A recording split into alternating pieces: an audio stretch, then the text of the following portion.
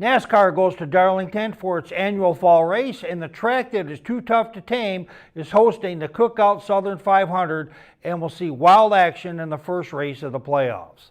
The 16-car field is set, and Martin Truex Jr. wins the regular season championship. Truex did not make the playoffs last year, but said it's 10 great weeks coming up. Just it's fun to go to the track and have, know they're going to give me something I can go out and win with almost every single weekend. And, we didn't have that last year, but it's a lot of fun to race that way. And we've got it right now. Hopefully we can have it for 10 more weeks and go out on top here. Brad Keselowski pushed his teammate Chris Buescher to victory at Daytona last week and loves where RFK Racing is heading. We look at the races to come with Darlington and Kansas and Bristol. Darlington being one of my favorite tracks. We've ran really well there and coming off of two really strong races and at Darlington. And then Bristol being a race we won at and had dominant cars with last fall. There's a lot of energy for us and a lot of great racing to look forward to. When forecasting races, it's all about the drivers with a great history at the track and those that are currently hot. William Byron is seated first in the playoffs due to his 5 series wins this year. Martin Truex Jr. is second.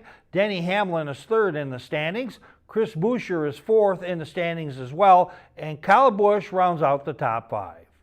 When looking at who might win at Darlington, several names stand out.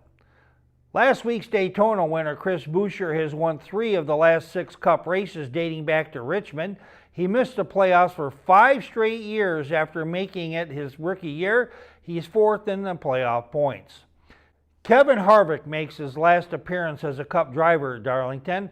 In his last 8 appearances, he has won this race twice and has 7 top 20s.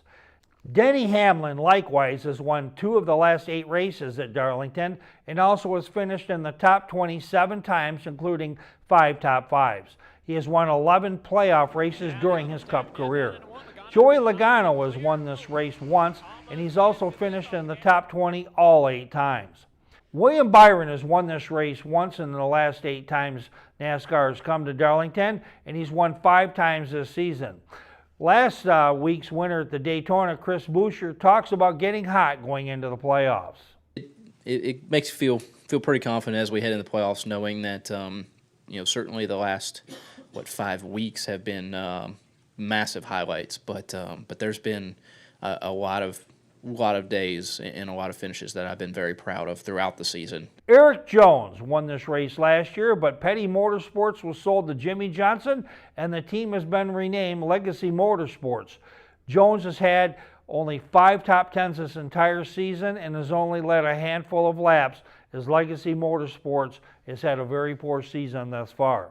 Last week, Ryan Preece had a late race wreck where his car flipped 10 times in a very scary wreck. Daytona race winner Chris Buescher said Preece and he have a solid friendship, and he talks about the realities of NASCAR. It's a dangerous sport, and we know that getting in. Sometimes we push it a little too far to the back of our minds, and got to remember it. So like I said, without seeing it to be able to give too much, but that I know that it was jarring just from the little bit that I have.